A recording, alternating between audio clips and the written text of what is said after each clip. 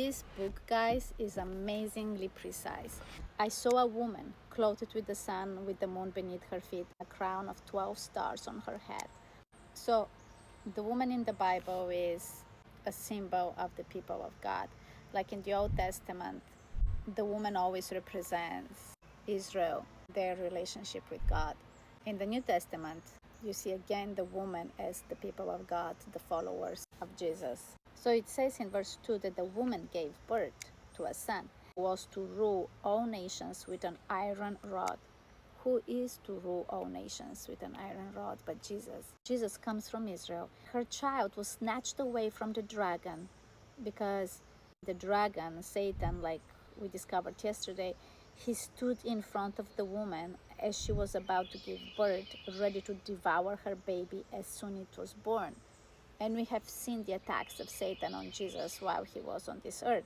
But as the child was snatched away from the dragon, was caught up to God and to his throne. Who but Jesus was caught up to God and to his throne? After Jesus goes to heaven, what happens to the woman? What happens to the people of God? It says that the woman who fled into the wilderness, where God had prepared a place to take care for her for 1,260 days. And prophetically, we have already looked at this represents 1,260 years.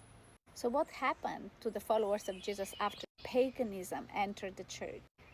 So many rituals and so many traditions entered the gospel and the message of God. The truth was lost.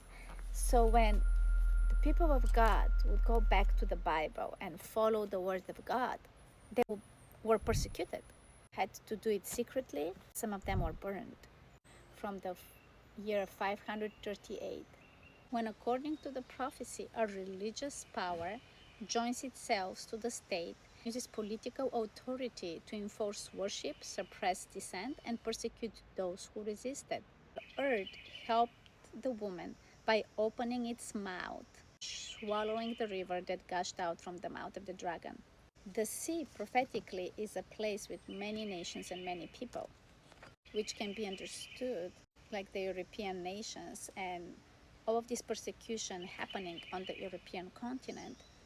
But the earth opening its mouth, the earth is a symbol of a desolate place, which some theologians interpret as the Americas and the United States. The earth opening itself to the woman is often seen by some theologians as when the Protestants being persecuted for their beliefs in scripture from the medieval church and to the United States for safety.